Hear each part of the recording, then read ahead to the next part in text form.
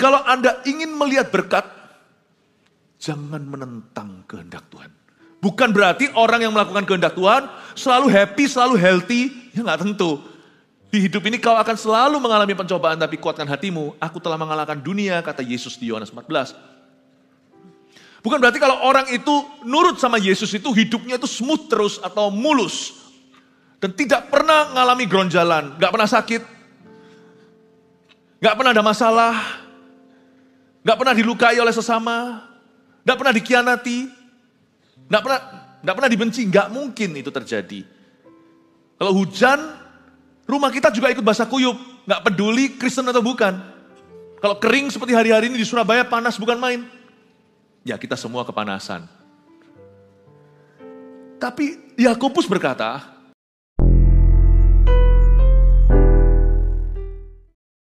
biar hidup kami semakin kau sucikan, kuduskan, agar kami tidak menjadi perabot biasa, tapi menjadi perabot yang dipakai untuk perkara-perkara mulia. Hamba serahkan jemaat yang kau percayakan pada hambamu, pada kami. Hamba serahkan kembali saat di hadiratmu, agar kau urapi, kau pakai ya Tuhan. Engkau murnikan, dan hamba berdoa kehidupan mereka masing-masing kau pakai secara luar biasa di akhir zaman ini. Urapi Tuhan, urapi firman-Mu melalui perkataan lidah mulut hamba-Mu. Ya Tuhan Yesus, sembunyikan di balik salib-Mu. Dalam nama Yesus, haleluya, amin. Praise the Lord, berikan tepuk tangan untuk Tuhan, glory to God. Sebelum duduk kembali, bolehkah Anda apresiasi kanan kiri, katakan welcome home di sini. Kebaktian ini saya akan tunjukkan bahwa kita mesti, orang Kristen yang sejati itu pasti berusaha taat. Jadi tidak menuruti pencobaan. Nanti kebaktian berikutnya, 45, catat. Nanti kita dengarkan berikutnya. Mari kita buka bersama-sama tentang tidak menuruti pencobaan. Di surat Yakobus, pasal yang ke-1 Masian. Tapi ayat 12 sampai 15. Hari ini surat Yakobus semua. Ini tentang pengujian dan pencobaan. Saya bacakan. Berbahagialah orang yang bertahan dalam pencobaan. Sebab apabila ia sudah tahan uji, ia akan menerima mahkota kehidupan yang dijanjikan Allah kepada barang siapa yang mengasihi dia. Apabila seorang dicobai, janganlah ia berkata, pencobaan ini datang dari Allah. Sebab Allah tidak dapat dicobai oleh yang jahat dan ia sendiri tidak mencobai siapapun. Tetapi tiap-tiap orang dicobai oleh keinginannya sendiri. Karena ia diseret dan dipikat olehnya. Dan apabila keinginan itu telah dibuahi, ia melahirkan dosa. Apabila dosa itu sudah matang, ia melahirkan maut. Izinkan saya sekarang bicara tentang dosa bukan dari sisi penebusan. Paham ya? Coba saya giring dulu. Iman keselamatan itu enggak mempedulikan dosa kita seberapa, Tuhan ampuni semua. Dan Tuhan tidak pernah memberlakukan wait and see dulu. Tunggu dulu, sana setaat apa baru nanti boleh masuk ke sorga. Tuhan kalau ampuni, ampuni sungguhan. Kalau anak manusia memerdekakan, kau sungguh-sungguh merdeka. Itu indahnya. Makanya disebut kasih karunia. Karunia itu pemberian yang tidak layak kita terima. Tuhan mati itu sepihak. Nggak tanya kita dulu, pokoknya mati saat kita berdosa. Tapi setelah kita menerima, Tuhan curahkan semua. Tidak pakai instalasi pelan-pelan. Tuhan itu sekali menyelamatkan kita, sungguh-sungguh Tuhan ampuni dosa kita. Jadi saya nggak ngomong dalam konteks itu. Saya ngomong dalam perkembangan, yaitu tentang kehidupan. Ciri-ciri orang Kristen sejati itu hidupnya akan semakin sedikit berdosa. Boleh nggak saya angkat standar ini tinggi? Kita masih akan terus bergumul dengan dosa, saya janji. Termasuk saya, kita semua pasti akan bergumul melawan pikiran buruk, melawan rasa tidak terima. Masih ada keegoisan yang mencuat, itu pastilah. Selama kita masih di dalam daging dan kita masih darah Adam dan Hawa. Makanya juga ada kata-kata seperti ini di kitab Ibrani. Dalam pergumulanmu melawan dosa, kamu belum sampai mencucurkan darah. Pandanglah dia yang begitu rupa dihina. Yang setia dan taat sampai mati. Mata kita harus memandang pada Kristus.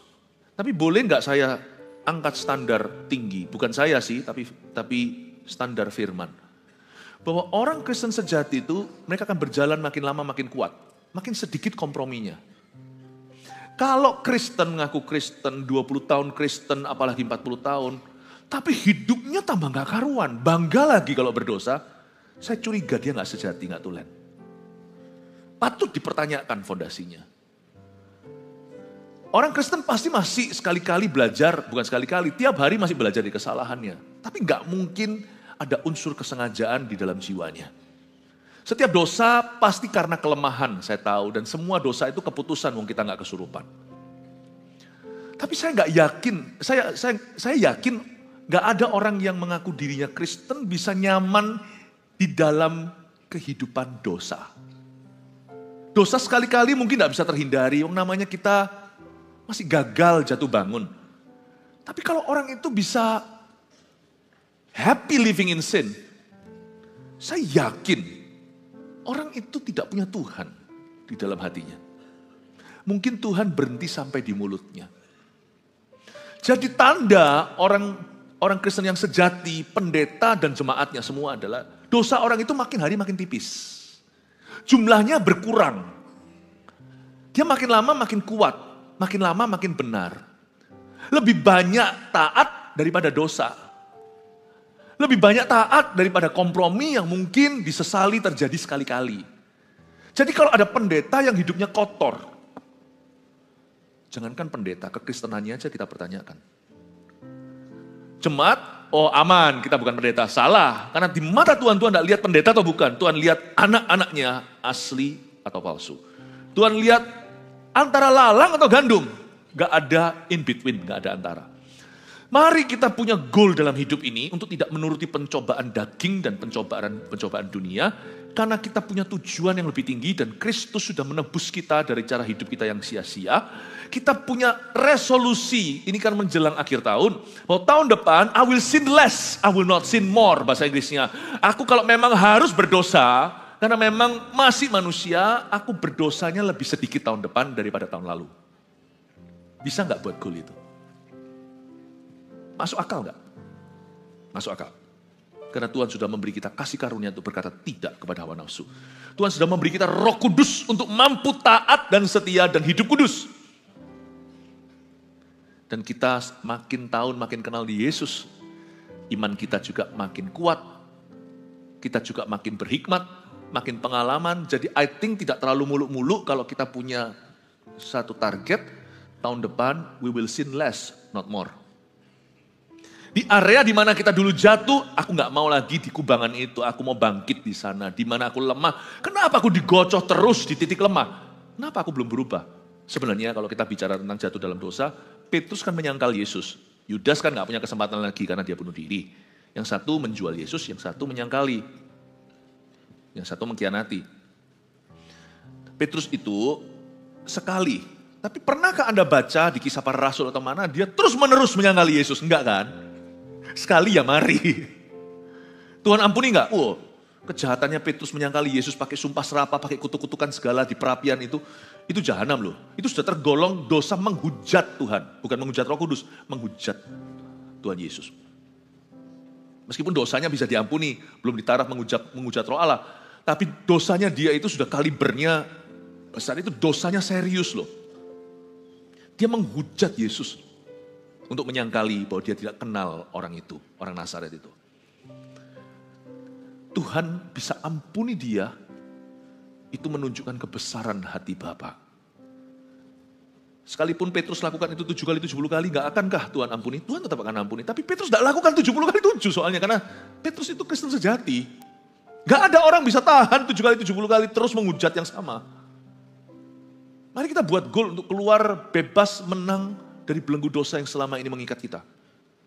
Kalau dosa itu, berapa orang berarti mulutnya penuh kebencian dan gosip, hatinya ada kepahitan, menyimpan dendam, atau secara seksualita, amoralitas yang terus-menerus pikirannya pornografi, atau perzinahan yang secara vulgar belak-belakan, apapun juga dosa, atau korupsi tentang keuangan, love for money, cintakan uang itu akar kejahatan, atau suka marah-marah orangnya, nanti kebaktian selanjutnya, saya mau bahas tentang itu. Ayo, berubahlah, bukan berubanlah. Ya udahlah, kalau memang harus beruban tiap tahun makin tua, berubanlah dan berubahlah karena, ya kan? Jangan hanya berubah. Semakin tua kita harus semakin menjadi seperti Kristus. Saya terbeban sekali untuk menyampaikan suatu firman yang mungkin tidak populer sama sekali. Karena we are not playing church, you see. Kita tidak main-main gereja-gerejaan. Kita bukan bermain dengan roh gerejani. Saya rindu jemaat yang kami gembalakan ini makin hari makin suci. Makin hari makin kudus, dan makin kudus suci bukan karena liturgi. Kita kira kita datang, wah ini sakral. Bukan, yang sakral itu terutama adalah hidup jemaatnya. So my goal is for your life to be more and more pure. Target saya sebagai gembala, target kami sebagai gembala-gembalamu adalah untuk melihat hidupmu makin kudus, makin layak bagi Kristus. Supaya Anda dipakai sebagai perabotan mulia, bukan perabotan biasa. Saya kalau nggak mau masuk ke area begini pun nggak apa-apa, kok orang juga nggak tahu. Tapi kami tidak mau membangun gereja yang kualitasnya jerami. Kami mau membangun gereja yang kualitasnya mulia. Church to us, gereja bagi kami itu kualitas hidup jemaatnya. Bukan hanya gedungnya, meskipun kita bangun gedung terus. Nah kalau nggak ada gedung kan kasihan. Izinnya nggak ada, tendang kanan, tendang kiri, ping, pong, ping terus kemana-mana, kan kasihan jemaat. Tetap ada rumah, ada tempat. Bait suci pun di perjanjian lama didirikan. Tetap ada kemah pertemuan. But church is actually your life. Engkaulah ladang Kristus. Engkaulah bangunannya. Kami ini ahli bangunannya, kata Paulus. I'm a master builder, kata Paulus. Yang ku bangun adalah hidup jemaat. Jadi goal dan target saya, target kami mewakili semua gembala, jajaran gembala adalah kehidupanmu makin layak bagi Kristus. Dan semakin dipakai oleh Yesus Kristus. Kasih tepuk tangan untuk Tuhan kalau Anda setuju.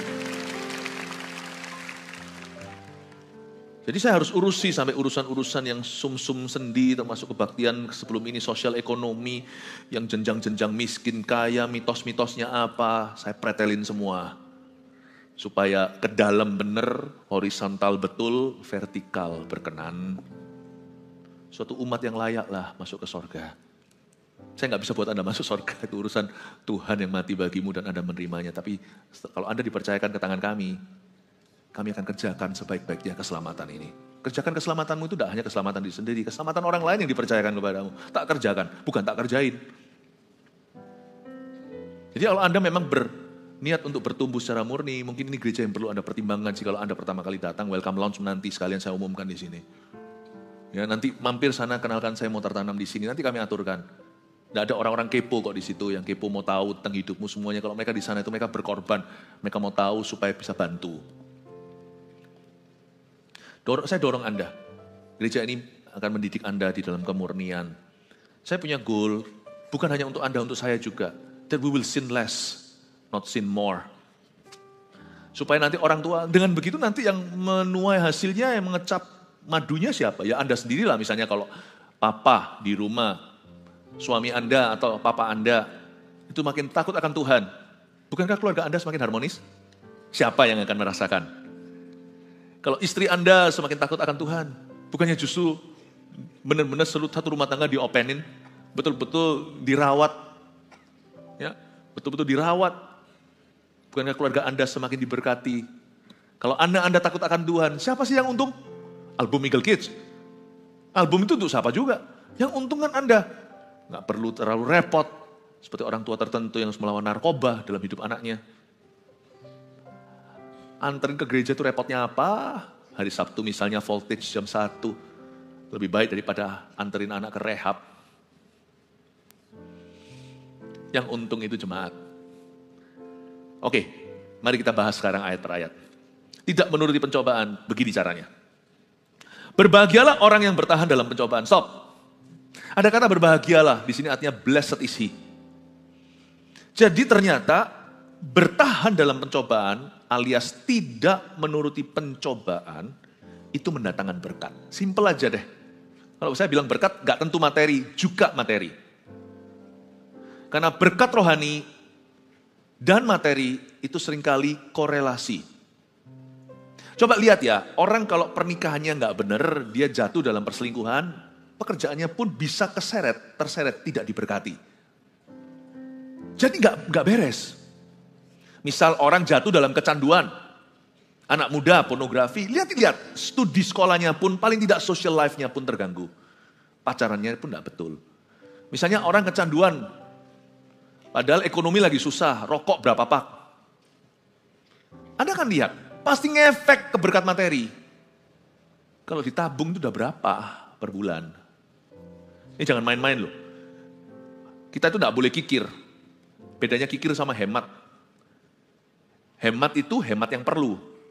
Tujuannya adalah untuk bisa menata, untuk bisa bertumbuh, memiliki ruang, atau memiliki cap ya, memiliki margin untuk orang itu bisa investasikan, bisa tabung. Itu hemat. Hemat itu smart. Kikir itu orang pelit untuk perkara-perkara yang betul, tapi brol-brolan untuk yang salah. Zaman sekarang aja orang ngopi ya, beli ya, 1 hari berapa duit, kali 1 bulan hitung sendiri 1 tahun berapa. Jangan heran kenapa ada orang tertentu kok, semakin diberkati ada orang tertentu kok gak pernah pegang uang.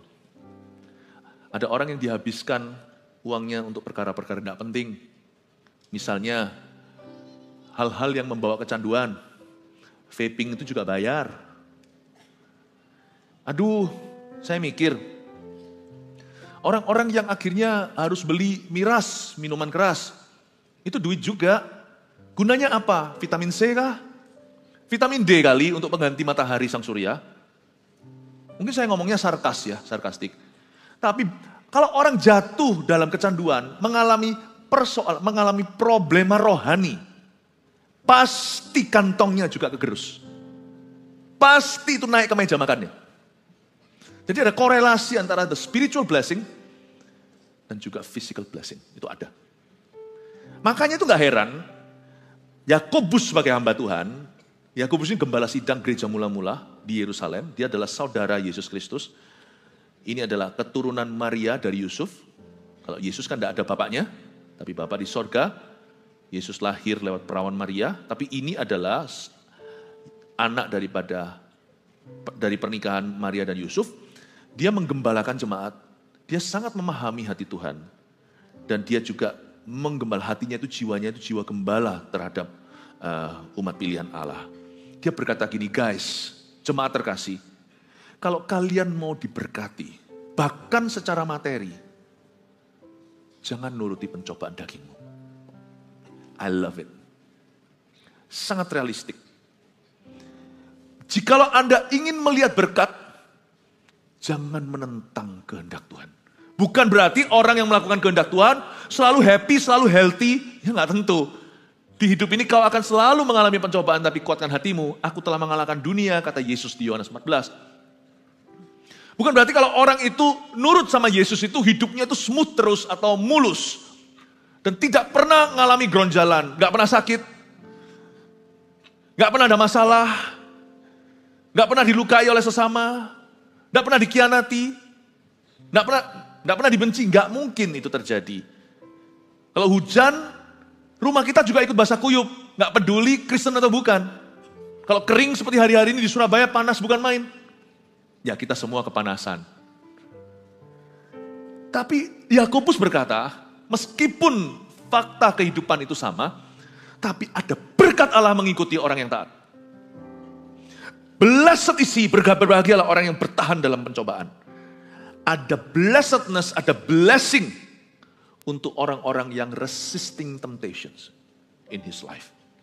Ada berkat bagi orang-orang yang bertahan dalam pencobaan. Waktu saya masih single, waktu ada godaan-godaan, misalnya godaan seksual, saya orang normal.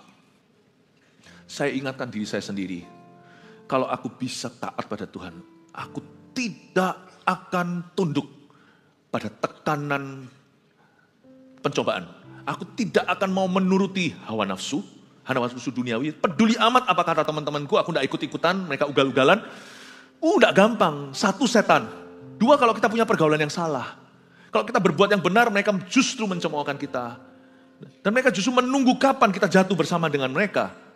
Pergaulan yang buruk merusak kebiasaan yang baik. Tapi untungnya saya sudah ada di kalangan orang-orang gereja. Itu pun susah untuk bertahan. Karena waktu saya dicobai, mereka tidak ada di sana. Saya tahan, tahu nggak apa yang memotivasi saya? Waktu saya single misalnya. Saya tidak mau nuruti hawa nafsu. Sebab saya beritahu diri sendiri, kalau saya berhasil taat, aku pasti akan sangat diurapi oleh Roh Kudus. Yesus dicobai kan di padang gurun? 40 hari. Anda baca coba. Beliau taat, kembali ke Galilea, ada kalimat dalam ayat. Kembalilah Yesus dalam kuasa Roh Kudus. And he returned to Galilee in power. Gak heran orang Gerasa yang ada legion di dalamnya itu, baru Yesus menginjakkan kaki aja, satu setan, ribuan pasukan ketakutan. Coba anak-anak Skewa di Kisah Para Rasul. Ketika mereka ditengking satu orang kesurupan, dikeroyok 7 orang, saudara semua anak imam, anak pendeta zaman itu. Di dalam nama Yesus yang Paulus beritakan, iblisnya ketawa, lu orang siapa? Who do you think you are? Yesus menginjakkan kaki baru di pulau itu, belum ke area kuburan, itu lari dari sana, dari cemetery. Seorang yang telanjang, saya bisa bayangkan itu orang pasti orang gila. Ada satu legion 4.000 setan, kalau tidak 6.000 di dalamnya. Ketakutan dan berkata, kau jangan usir aku tahu siapa dirimu, kau jangan usir aku, suruh kami masuk ke dalam babi. Ya mungkin karena itu Yesus. Tidakkah kau baca di kitab Ibrani, kenapa Yesus punya authority? Dia tidak mengajar seperti orang-orang Taurat. Kenapa urapannya begitu, urapannya dahsyat di kitab Ibrani dikatakan? Karena Tuhan berkenan akan keadilan dan kebenaran. Itulah sebabnya ia mengurapimu lebih tinggi satu kepala daripada kolegamu. Tidakkah kau baca bahwa Yesus mengosongkan dirinya? Dia tetap Tuhan selama di atas muka bumi sebagai manusia. Dia tetap Allah, dia tetap anak Allah. Tapi Yesus mengosongkan dirinya dari kuasa keilahiannya. Mengambil rupa seorang hamba menjadi seperti manusia dan taat sampai mati. Dan Roh Kuduslah yang turun saat baptisannya. Roh Kuduslah yang turun atasnya mengurapi. Yesus ditakuti orang Gerasa bukan karena dia adalah anak Allah. Tapi karena kuasa Roh Kudus nyata atas dirinya. Beda dengan anak-anak Skewa. Saya ingatkan diri sendiri, berbahagialah orang yang bertahan dalam pencobaan. CG yang saya pegang, pasti nanti akan bum bum bum bum bum. Bukan menjadi perlombaan dan menjadi rival. Saya harap semua orang belajar taat. Tapi Tuhan akan membuat perbedaan antara orang fasik dan orang benar dalam pekerjaanmu nanti. Akan terlihat pengurapan dan penyertaan Allah nyata. Berbahagialah orang yang bertahan dalam pencobaan. Blessed is he. Ada kata blessing di sana. Bukan ngejar materi, bukan. Blessing di sini bukan murahan, tapi materi included. Materi termasuk berkat Tuhan, tapi bukan satu-satunya. Bahkan bukan yang terbesar. Ada perbedaan nanti. Hubungan Anda, pernikahan, rumah tangga Anda akan ada perbedaannya dengan rumah tangga orang yang kompromi. Yang waktu masuk holy matrimony sudah gak perawan lagi. Udah gak gadis lagi, udah gak penjaga lagi. Saya ngomong gini, bukan bagi orang yang terlambat namun mau bertobat. Bagi orang yang sudah melanggar namun mau bertobat, tidak ada kata telat. Tuhan selalu bisa pulihkan, Tuhan memberikan kesempatan. Kedua, Allah kita itu pandainya. Bulu patah terkulai tidak akan dipatahkannya. Sumbu pudar nyalanya tidak akan dipudarkannya. Allah kita itu jagonya. Tapi jangan sengaja masuk holy matrimony menipu Allah. Sebab Allah tidak bisa ditipu atau dipermainkan. Yang kau tabur, kau tuai. Yang tidak kau tabur, tidak kau tuai. Allah akan membuat perbedaan antara kambing dan domba. Tidak hanya di akhirat. Di hidup ini akan ada kesaksian roh. Akan ada kesaksian roh. Ada 3 kesaksian. Ada api, ada awan, ada air. Akan ada kesaksian firman, kesaksian Roh Kudus, kesaksian penyertaan. Ada kuasa Allah.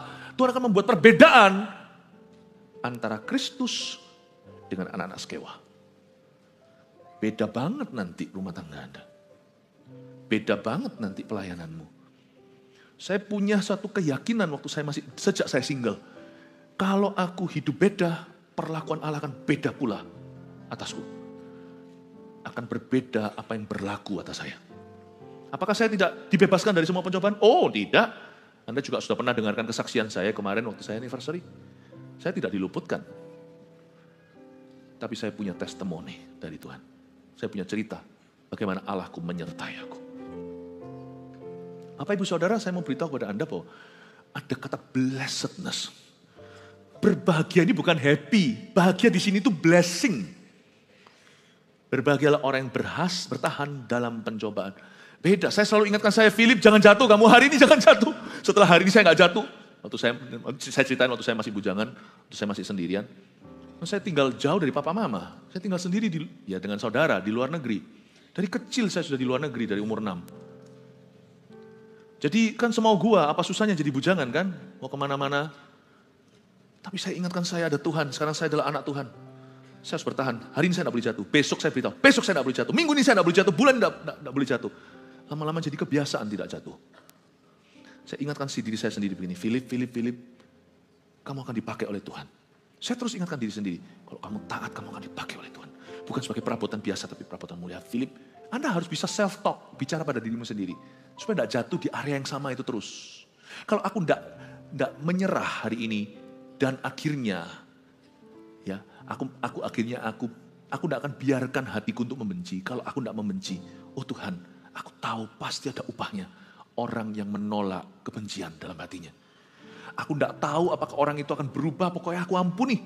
Aku tidak mau tunduk pada dagingku, tapi tunduk pada Roh Kudus-Mu. Aku ampuni dia. Kalau saya tidak kuat untuk mengampuninya, misalnya ada orang salahnya terlalu berat, saya akan minta kekuatan dari Tuhan. Saya masuk berdoa dan berkata, saya tidak akan berhenti berdoa sampai ku lepaskan pengampunan. Sebab aku percaya, orang itu berubah atau tidak berubah itu urusannya dengan Tuhan.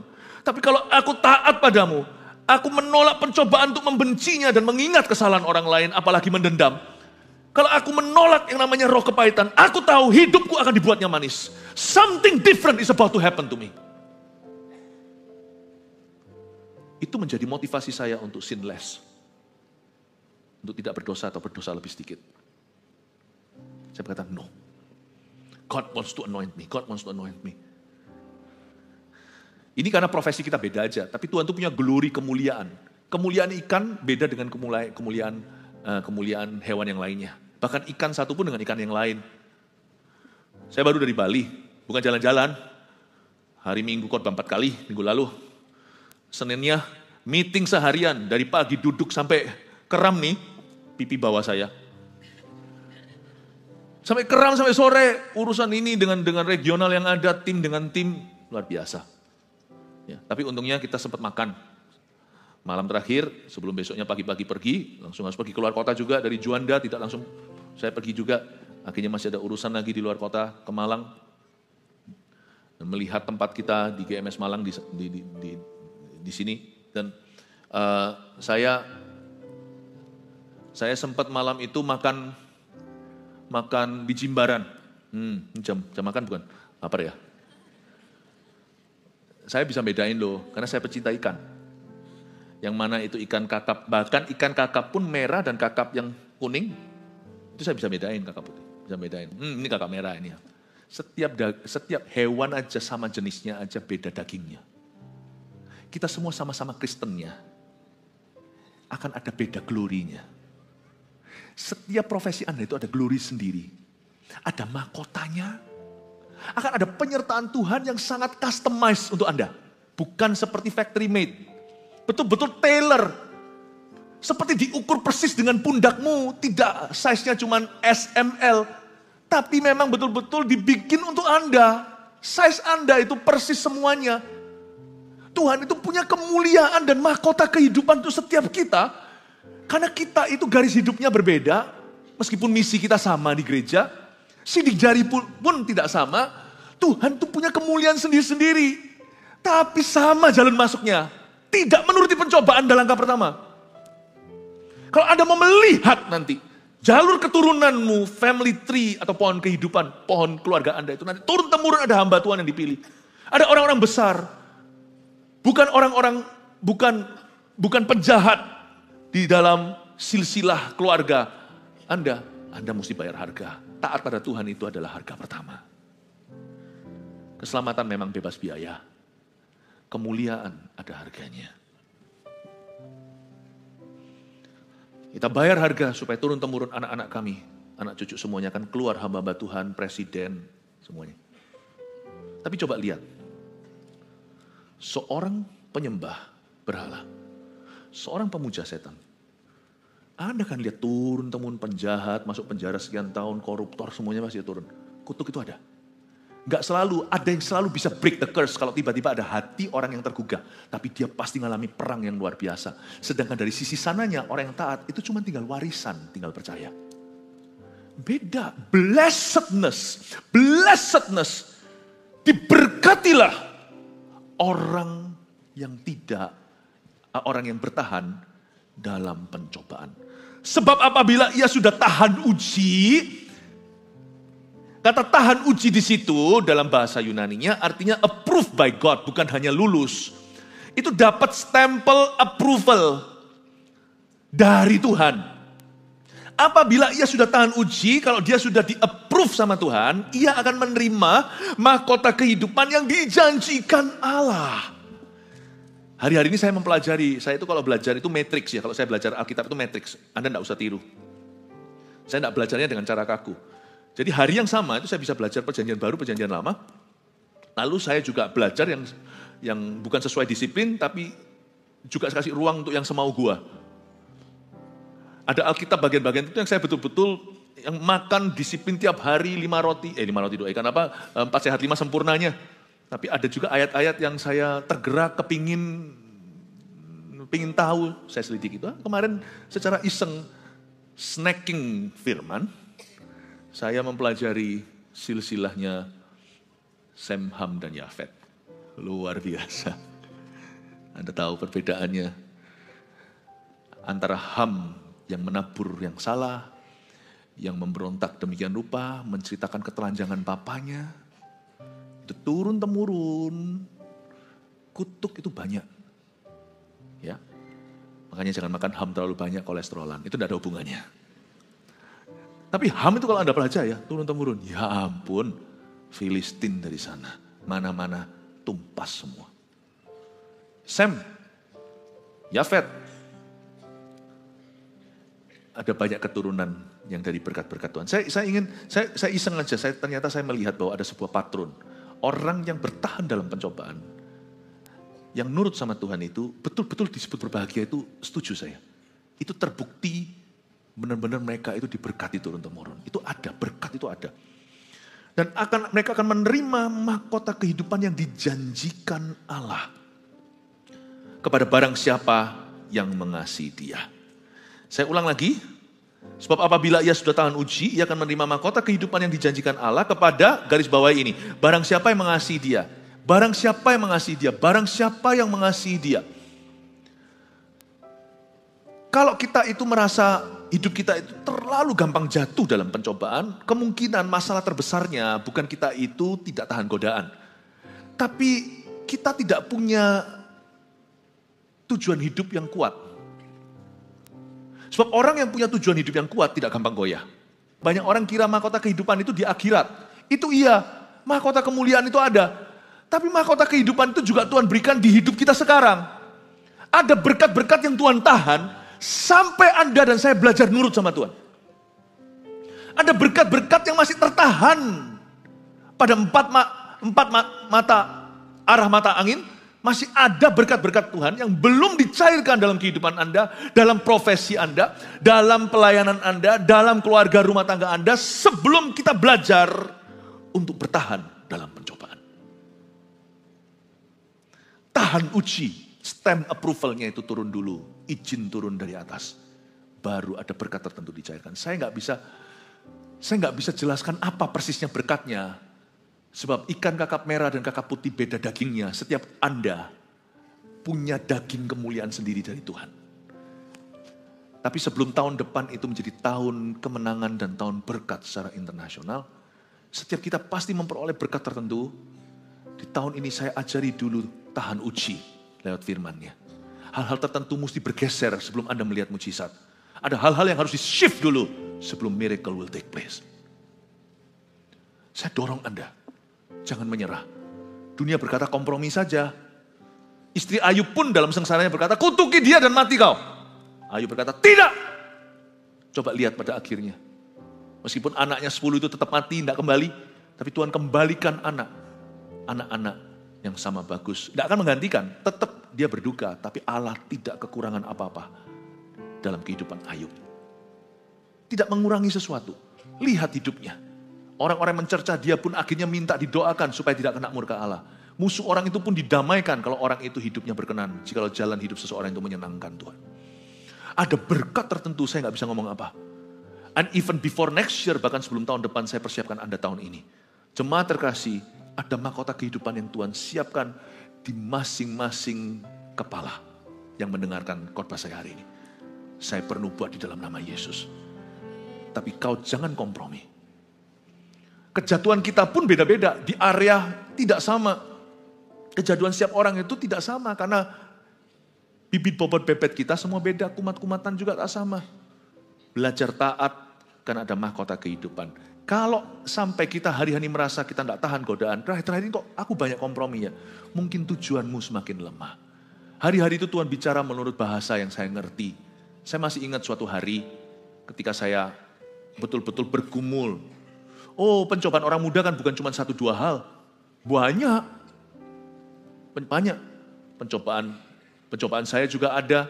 Udahlah kamu gak usah jadi pendeta. Saya masih ingat kok zaman itu. Jadi hamba Tuhan, kata-kata orang mulai masuk.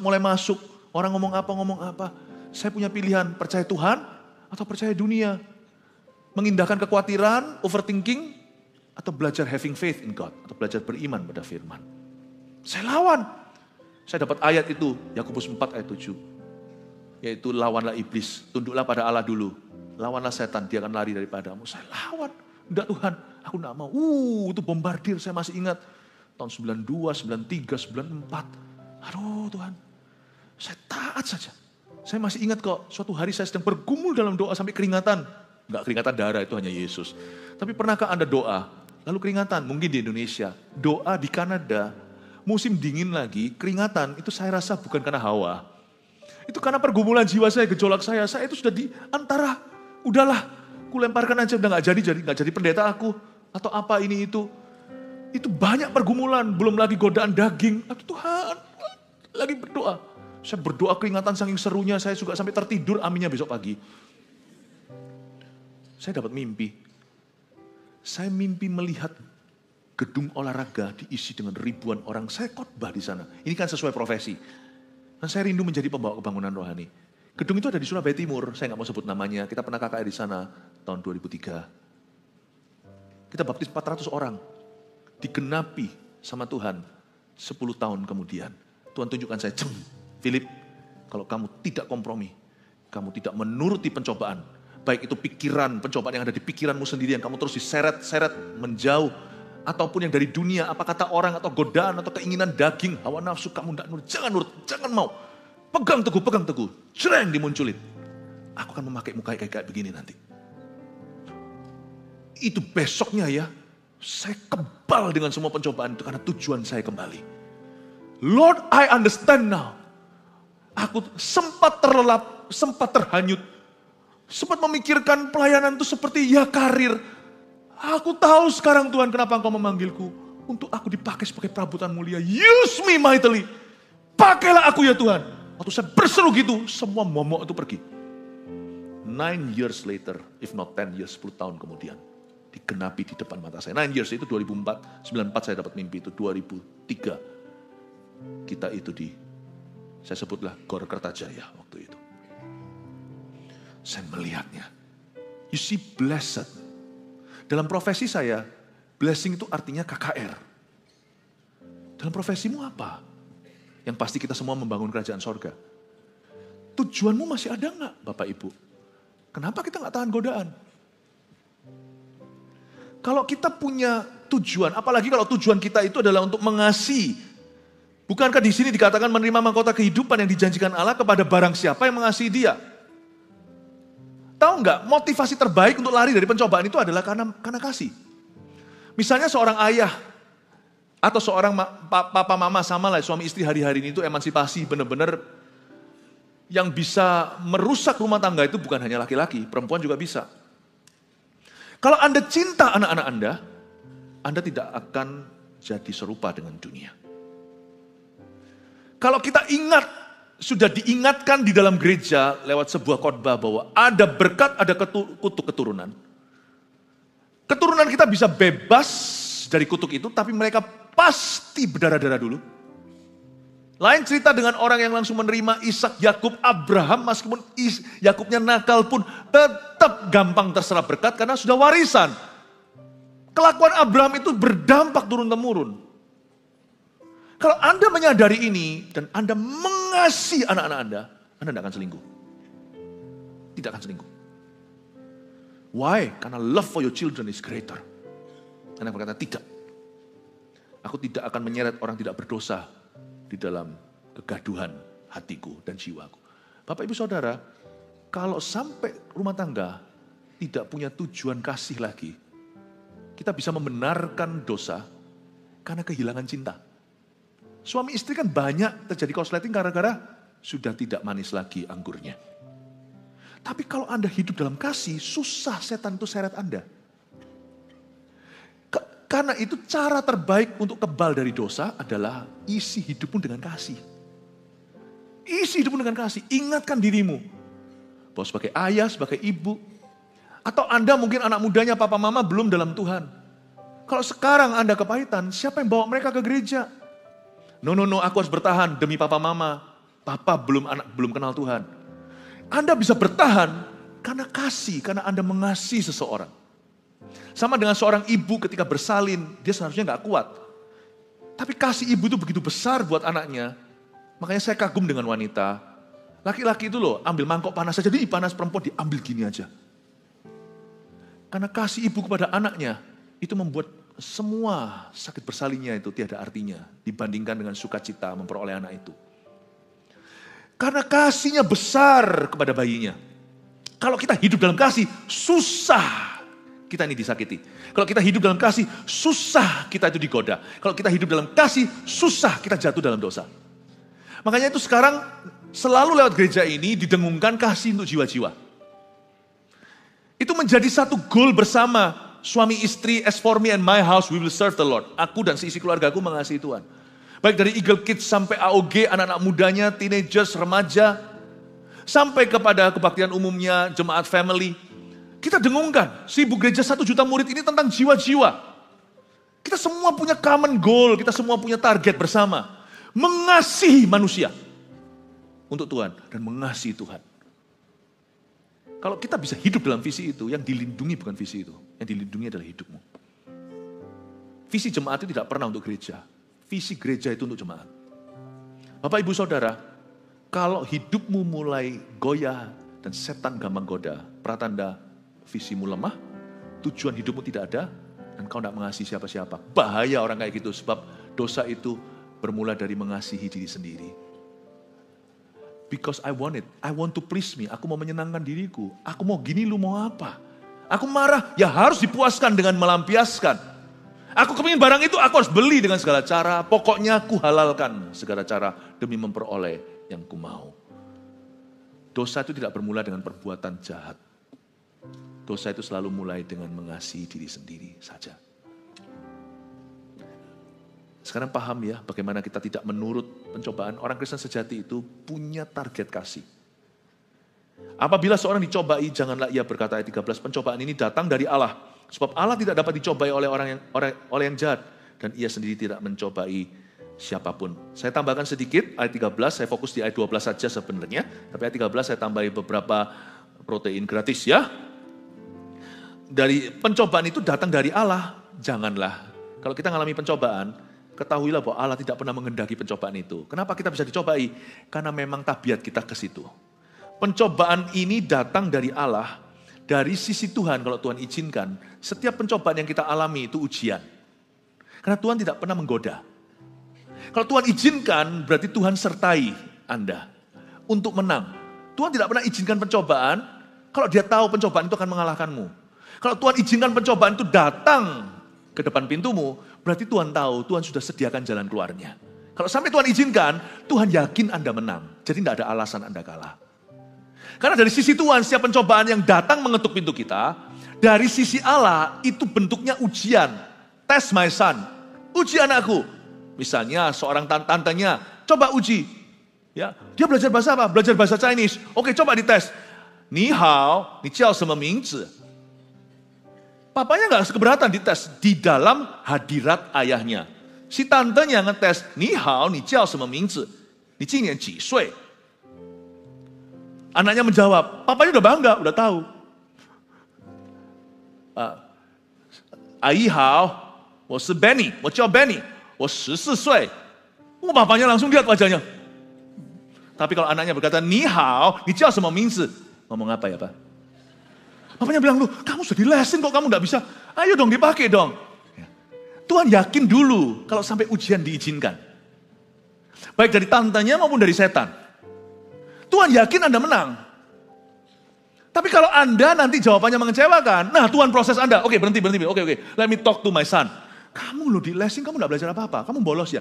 Atau kamu bisa tapi kamu malu. Percuma kamu belajar bahasa tapi malu mengatakannya. Ayo dong digunakan. Nah Tuhan akan proses Anda. Itu bagi orang yang pencobaan gagal terus. Jangan bilang Tuhan cobai aku. Tapi Tuhan mau Anda menang. Ayo. Tuhan proses Anda. Akan diher sampai bisa. Nanti ketemu sama tante satunya, ayo coba dites anakku, bisa nggak bahasa Chinese? Amin Bapak Ibu. Jangan kau putus asa kalau dicobai. Tapi waktu kita dicobai, pencobaan itu, kalau kita ngomong pencobaan itu datang dari Allah, itu salah. Karena dari sisi Allah, itu bentuknya ujian. Karena Tuhan yakin Anda menang. Tapi dari sisi setan, nah dia penggodanya. Dari sisi setan, pencobaan yang Anda alami itu memang adalah pencobaan. Dia memang menggoda Anda. Setan itu memang jahil. Tapi waktu kita dicobai, jangan berkata Tuhan yang mencobai kita. Jangan marah sama Tuhan kalau kita mengalami pencobaan. Kita harus GR dulu, berarti Tuhan tahu. Kalau Tuhan izinkan ini hidupku, berarti Tuhan tahu aku bisa menang kan? Ayo Tuhan tahu aku bisa menang kan? Aku akan menang kan? Ayo Tuhan, tunjukkan jalan. Ayat 14, tapi tiap-tiap orang dicobai oleh keinginannya sendiri. Karena ia diseret dan dipikat olehnya. Coba perhatikan, dicobai oleh keinginannya sendiri. Ini dalam bahasa Inggrisnya, dicobai oleh own desires. Atau dicobai oleh kepribadiannya sendiri. Karena ia diseret dan dipikat olehnya. Jadi penting sekali untuk kita tidak menuruti pencobaan, selain kita punya iman, selain kita punya tujuan, selain kita juga punya subjek-subjek kasih di hidup kita, penting juga untuk Anda mengenal dirimu sendiri. Kalau kita mau menang atas pencobaan, kita harus mengenal diri sendiri. Ada orang yang tidak pernah tergoda dengan sesama jenis, karena memang ada kecenderungan. Tidak pernah ada godaan. Tapi kalau ada orang yang punya kecenderungan, bukan berarti orang itu otomatis gay. Kecenderungan itu sudah termasuk hawa dosa. Bapak Ibu Saudara, hanya karena kalau misalnya Anda lewat, pas lagi lapar nih, kelihatan orang makan, mau rebut makanan itu bukan berarti Anda sudah berdosa selama Anda belum merebutnya. Anda lihat orang di ATM keluarkan cash gitu, Anda lihat, aduh kok banyak sekali, kepingin merampasnya. Kalau Anda rampas, pasti kriminalitas. Hanya karena ada keinginan bukan berarti Anda sudah jadi perampok. Hanya karena ada orang yang ada kecenderungan bukan berarti Anda sudah gay.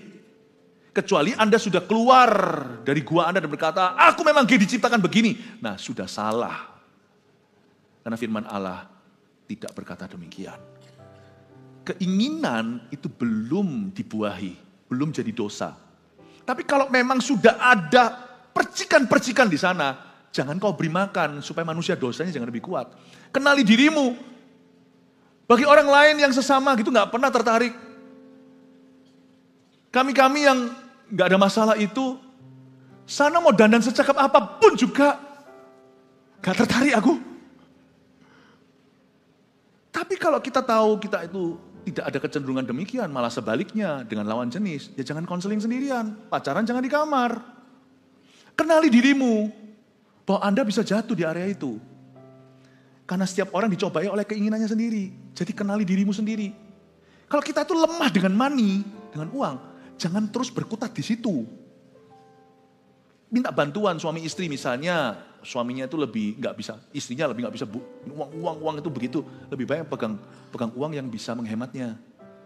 Kalau memang di sana itu area kelemahan Anda, hati-hati justru buat rule di situ, ya sehingga nanti jangan terus motivasinya kepada uang terus. Karena ia diseret, dipikat olehnya. Kalau kita nggak ngerti diri sendiri, lalu kita terus bodoh di sana, kita akan diseret dan dipikat olehnya. Dengan kata lain, setan tidak menjatuhkan kita, kita yang ngerengek-rengek, minta setan cobai kita. Kalau kita bodoh di sana. Jangan. Ada satu orang berkata sama saya, anak muda, kenapa aku terus jatuh ya? Dalam gini gitu. Ternyata orang-orang yang udah menikah juga bisa jatuh di area sana. Saya bilang, ya kamu jangan HP-an sendirian di kamar. Kamu mau tengking setan satu neraka juga percuma. HP-mu taruh luar. Coba kalau di depan papa mamamu, berani kamu lihat itu? Iya sih kok. Ya sudah. Kamu harus pinter-pinter, jangan diseret dan dipikat olehnya. Kalau kamu di sana bodoh-bodoh sendiri di situ, itu seperti ngerengek-ngerengek sama setan. Begging him, please tempt me, please make me fall, jatuhkan aku. Kenali dirimu sendiri. Di area kelemahanmu, money, seksualita atau apa. Kenali dirimu, jauhi area itu, minta bantuan orang lain. Yang terakhir, dan apabila keinginan itu telah dibuai, ia melahirkan dosa. Apabila dosa itu sudah matang, ia melahirkan maut. Karena kalau kita bodoh di area di mana kita sering jatuh, dan kita dicobai terus di situ, dan kita tidak punya strategi, dan tidak minta pertolongan orang lain pula, maka nanti lama-lama setan mulai berkubu di sana. Dan kalau dosa itu sudah dilakukan, dia tidak pernah sekali. Setiap dosa dilakukan akan jadi langganan. Dan sekali dosa itu sudah jadi membership di hidupmu, dia tidak akan langsung Setan itu menunggu seseorang di tingkat tertentu baru jatuh. Karena setan tahu kapan returnnya paling tinggi. Bapak ibu saudara, jangan main-main dengan dosa kecil. Segala sesuatu yang kau simpan sekarang tidak menjatuhkanmu esok lusa. Tapi waktu nanti suatu hari ketika Anda sudah siap untuk menerima mahkota, atau sudah bisa menuai semua yang Anda taburkan, tiba-tiba di situ setan jatuhkan. Jarang ada cerita, ada roh jahat yang awe-awe, yang lambai-lambai dari tingkat 2, tingkat 1. Saya tahu ada satu orang yang pernah kami layani, tapi nggak jadi bunuh diri, kami doakan. Dia cerita waktu dia lagi stres sekali itu, dia melihat seperti ada manusia di depan jendela. Lantai 7 tapinya, lambai-lambai dia, lompatlah. Setan itu ada. Orang bilang dia halusinasi apa, saya percaya setan itu tetap ada. Setan itu ada. Lalu saya beritahu ya, untungnya orang ini nggak jadi bunuh diri. Kalau Anda tinggal di level 1, level 1,5 cuma ada balkoni sedikit. Jarang ada setan di level 1,5, awe-awe Anda, ayo tuh. Dia selalu di lantai tinggi. Dia tidak akan menjatuhkanmu saat Anda belum bisa parah jatuhnya. Makanya itu jangan kompromi kecil. Karena itu tabungan setan. Tabungan berbunga, dia selalu tunggu lantai 7. Dan dia akan lambai-lambai sekarang. Karena kejatuhannya akan fatal dan dia bisa ambil seluruh keturunanmu. Bapak, ibu, saudara, jangan kau diseret dan dipikat olehnya. Hari-hari ke depan sinless. Dan kalau dosa itu matang, ia melahirkan maut. Setiap dosa tidak tentu berakhir dengan fatal, bunuh diri contohnya, bukan. Tapi setiap dosa yang dibuahi, pahami, pada akhirnya, it will kill something in your life.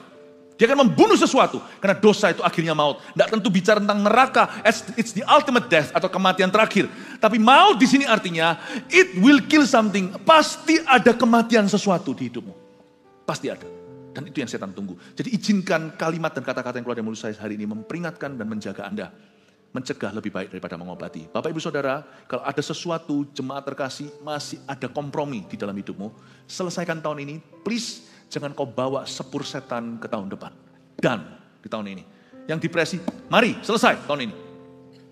Yang stres tidak selesai, overthinking selesai tahun ini. Jangan dibawa tahun depan. Yang ada masalah rumah tangga belum diselesaikan, gak bisa selesai sendiri, cari koyo. Ya, selesaikan. Kalau gak bisa selesaikan sendiri, mendingan cari pertolongan di rumah Tuhan. Kalau soal keuangan yang gak beres, masih bulat sana sini, tutup lubang, gali lubang, ciak uang orang, mari selesai. Kumat-kumatannya jangan dibawa tahun depan. Dan supaya apa? Supaya ada financial breakthrough in your life. Mana ada orang yang kayak gitu sepak terjangnya itu bisa berhasil. Gak pernah saya lihat orang yang ciak kanan kiri itu bisa langgeng suksesnya itu. Gak ada. Buron ya. Selesai. Dan tahun ini. Saya minta tahun depan, bukan berarti tanpa dosa kita hidup di dunia. Dan masih akan ada banyak orang-orang berdosa ditambahkan yang bertobat. Tapi dari sisi kita tidak kontribusi lagi dosa. Karena kita jadi imamat rajani. Kasih tepuk tangan untuk Tuhan. 3 poin ini langsung munculkan lalu selesai. Yang satu, tidak menuruti pencobaan. 1, motivasi terbaik untuk lari dari pencobaan adalah mengasihi Tuhan. Temukan seseorang yang Anda kasihi dalam nama Tuhan. Dan terakhir kalau bisa temukan jiwa-jiwa untuk Anda kasih. Saya rasa itu adalah penjagaan yang luar biasa. Tahu nggak visi ini menjaga kita? Don't you think, jangan kira. Visi ini berutang sama kita. Kita yang berutang sama visi ini. This vision has protected us. Menjaga kita. Motivasi terbaik untuk lari dari pencobaan adalah karena mengasihi Tuhan. 2, kenali diri sendiri dan jangan sengaja masuk ke area pencobaan. Itu namanya merengek-rengek sama setan. Minta dicobai dan minta dijatuhkan. Oke, 3, jangan lupa. Menuruti pencobaan, kayaknya kompromi dikit-dikit gak apa-apa lah ya. Gak ada dosa yang gak berakhir langganan, gak akan. Menuruti pencobaan itu melahirkan kebiasaan buruk lalu kematian sesuatu. Sebelum Anda melangkah pertama, don't do it. Lebih baik gak pernah kompromi sama sekali. Jangan pernah berkata, sekali aja aku minta maaf, lalu nanti gak lakukan lagi. Gak mungkin. Setan itu mau Anda jadi langganan, gak akan melepaskan. Ya, 3 poin ini munculkan ketiga-tiganya, lalu kita selesai, kita berdoa. Iya, itu dia tidak menuruti pencobaan. May God bless you. Mari kita semua sama-sama memenuhi kerajaan Allah dengan ketaatan dan bukan dengan dosa-dosa kita lagi. Karena Tuhan sudah menghapuskannya. Haleluya, kasih tepuk tangan untuk Tuhan.